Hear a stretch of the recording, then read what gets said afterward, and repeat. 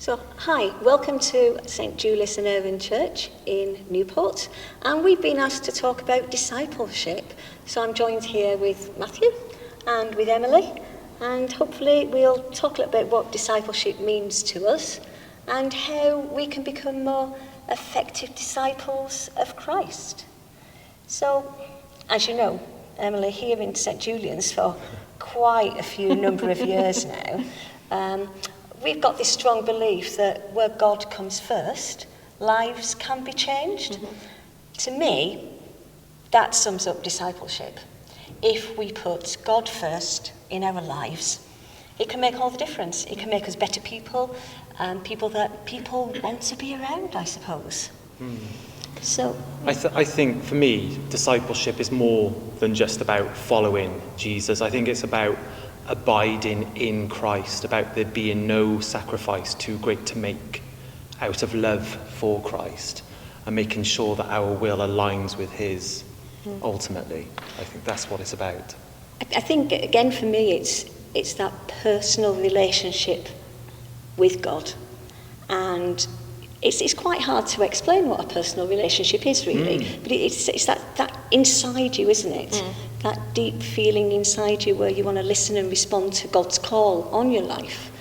And I think allowing ourselves to be challenged by God, which can be really hard. And I don't know about you two, but the challenges keep coming over in waves in my life. It's always a bit of a roller coaster, isn't it? It is, yeah. But it's always worth it, because you may be troubled, but there's always that joyful expression at the end of it. Yeah, definitely.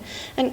And so our lives can be shaped, I suppose. Our attitudes can be changed, our behaviours can be different.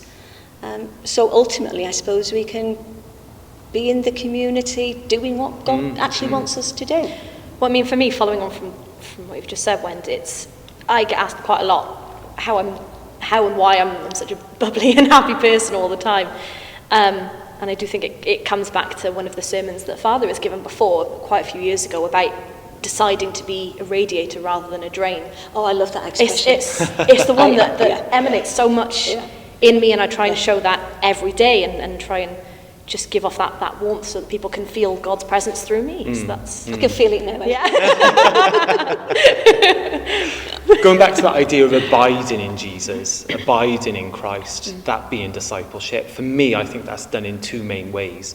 And I think primarily that's done during the Mass, because that's where you most explicitly, I think, rest in the arms of Christ, because he's there physically under the accidents of bread and wine, but also you actually see him in the lives of fellow believers, our Christian brothers and sisters who are there at Mass. And then secondly, I think as a novice Franciscan, and taking my cue from St. Francis, I think that you can abide in Christ by being with the marginalised in society, by being with the outcast. And actually I'm minded very much of the words of St. John Chrysostom, who says that if you can't see Christ in the beggar at the church door, then you won't find him in the chalice either.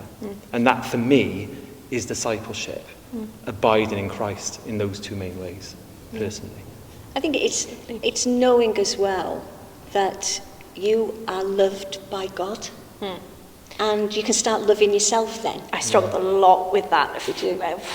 When I was starting to be more involved with the church and understanding more of it, rather than kind of transitioning from being part of the youth in church to being an adult in church, and then having this just complete acceptance of all that I am. Oh, I'm getting yeah. She's having a moment. Yeah, it's amazing, and just being completely accepted and welcomed and forgiven by him is And I think if we know that is the case with us, we can, like you said, we can radiate it to other people as well, can't we? And it's about understanding that ultimately is everyone's purpose in life, isn't it? We were made by God to be in a relationship with God. God is love. He loves us, and he wants that love back from us. And that's what we're ultimately made for. So thanks for joining us. It's been good fun here in St Julian's having this little chat.